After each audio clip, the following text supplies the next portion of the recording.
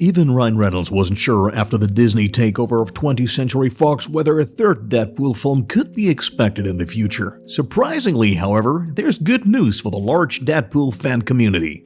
Because as Variety reports, the two sisters Wendy and Lizzie Molyneux were hired as screenwriters. Until now, they were known mainly as executive producers of the animation series Bob's Burgers, so the humor seems to be in line with the Deadpool franchise.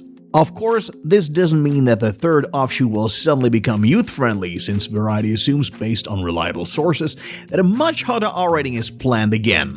Rob Liefeld, the creator of the film series, must nevertheless dampen the joy of many fans a bit, because even under perfect conditions, completion would take at least 2 years after the start of shooting, and of course tends to take longer. Still, Liefeld sounds much more optimistic. In May, he was still talking about the fact that there will be no reunion with Deadpool for the next 5 years. In any case, we hope that the standstill on Deadpool 3 will soon come to an end and that we can surprise you with more positive news in the near future. The undisputed highlight of the MonserVerse will be published next year and will be called Godzilla vs. Kong. As Deadline and The Hollywood Reporter now report, the movie is Netflix worth $200 million and of course includes exclusive publishing rights for the streaming service. The latest news is that Warner has turned down the offer and may be planning to show the blockbuster simultaneously on its own streaming service HBO Max and in the cinema, similar to Wonder Woman 1984, which will be released in December. But since 3/4 of the film belongs to the production company Legendary, which in turn is a subsidiary of the Chinese Wonder Group, and they want to see money from it, Warner could get into a quandary with this model and despite his own plans have to close the deal with Netflix. A rather complicated situation, which will certainly also depend on the success of Wonder Woman 1984. How do you see that? Would you rather see the movie exclusively on Netflix, or do you simply need the cinematic experience for the spectacular blockbuster? Write it down in the comments.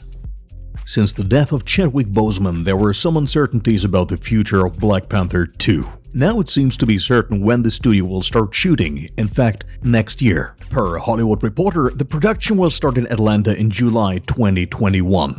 If the shooting isn't interrupted, it's expected to take 6 months until completion. Furthermore, there are new additions as Narcos Mexico actor Tena Cueta is supposed to play one of the villains in the new MCU movie. As we reported last week, Marvel won't be replacing Chadwick Boseman with a digital double. Which character instead will slip into a superhero suit will unfortunately still cannot estimate at this point. An official release date is not known, but a release in 2022 seems realistic.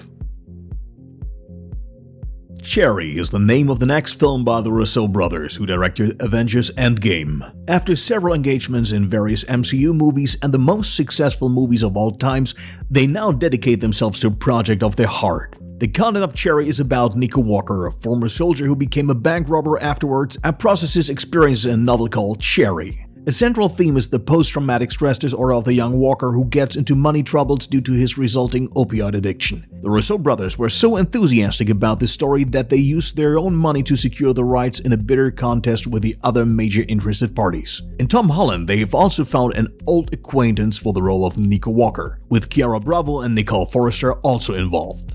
By the way, Apple TV Plus has secured the streaming rights, where the film is scheduled to release on March 12, 2021. In addition, a cinema release is planned for February 26th, but how exactly this will be handled outside the USA is not yet clear. The Predator series is one of the most popular alien franchises in the film world. Since The Predator could not achieve the hoped for success and Disney now really doesn't stand for brutal alien action, fans did not expect too much from a potential Predator 5. As Discussing Film reported at the end of last year, director Dan Trachtenberg and screenwriter Patrick Asen have been working on a project called Skulls for quite some time. Logically, after all, the Predator collects the skulls of his victims. As has now become known, the upcoming film, unlike its predecessors, is intended to play in the past and not in the present or future. Allegedly, this time an American native is the center of attention, which is not surprising because, as we know since Alien vs. Predator, the aliens have been using the Earth as a hunting ground for a long time. A right and important impulse for the dormant franchise?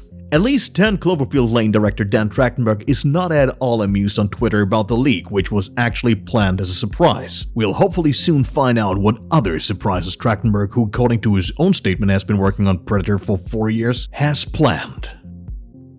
After a lot of back and forth, it's finally clear. Mads Mikkelsen plays the evil wizard Gellert Grindelwald in the new Fantastic Beasts part. Not really surprising, although Mikkelsen pretended to know nothing last week. Now both sides should be satisfied because on the one hand he was the top favorite of director David Yates, on the other hand the Dane is more than familiar with the role of the villain, as you could see in Casino Royale, Doctor Strange, and of course Hannibal. Above all, the series about the cannibal Dr. Hannibal Lecter, which was discontinued in 2015, ensured the 55-year-old a loyal fan base. We're definitely curious to see how Mikkelsen will adapt the role of Grindelwald and are looking forward to Fantastic Beasts 3 on July 15th, 2022.